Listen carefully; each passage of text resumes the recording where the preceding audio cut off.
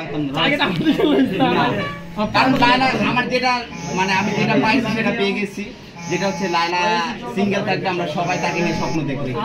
ভাই জুনিয়র সাকিব কিন্তু এটাও বলেছে ও যদি মারা যায় বা আত্মহত্যা করে এর জন্য দায়ী আপনি থাকবেন। ওই যে মানুষ হয় জীবনে মরতো না ভাই, মানে আমার যে ভালো কেউ জানে না, ও আমার ফ্রেন্ড, আমি ওকে ভালোবাসি, রেসপেক্ট করি, কিন্তু এখন আর করি না। বিকজ হচ্ছে ও কথা কথা বলতে যে আমি এটা করছি, আমি সেটা করছি, মোটো এটা ঠিক না।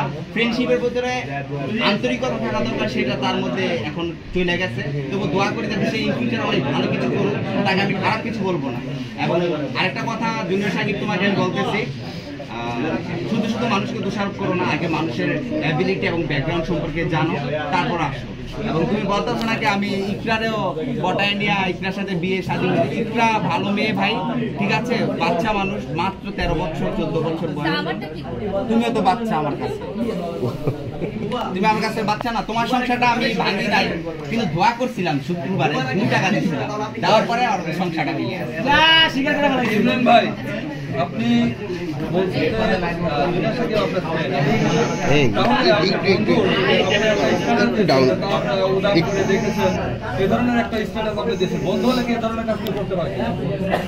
আমি বলি বিষয়টা ফ্রেন্ডশিপ, জুনিয়র সাকিবের সাথে আমার খুব ক্লোজলি ফ্রেন্ডশিপ আজকালকার থেকে না। হ্যাঁ, ফ্রেন্ডশিপের সাথে বিভিন্ন ধরনের কথাপতন হতেই পারে।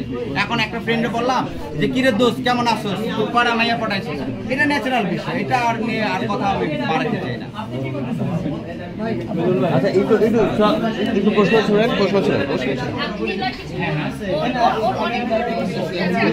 শোনেন।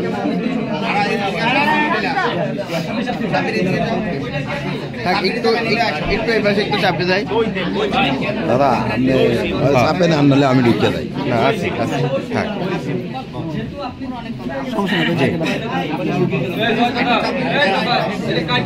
আজকে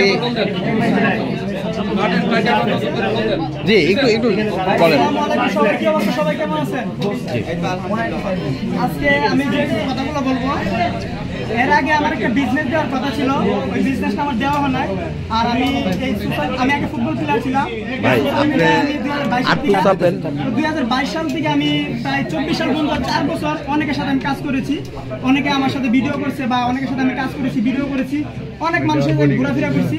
দিন শেষে দেখা যাইতেছে সবাই আমার ইউজ করছে, সবাই আমার যার যার মতো করে আমার ব্যবহার করছে, কিন্তু দিন শেষে যে কথাটা ছিল মানে তারা কিচ্ছুই না, মানে আমি যেরকম ছিলাম সেরকম আমার ইউজ করে তারা অনেকেই অনেক কিছু করছে, কিন্তু শেষ পর্যন্ত আমার খোঁজখবরই নেয় না।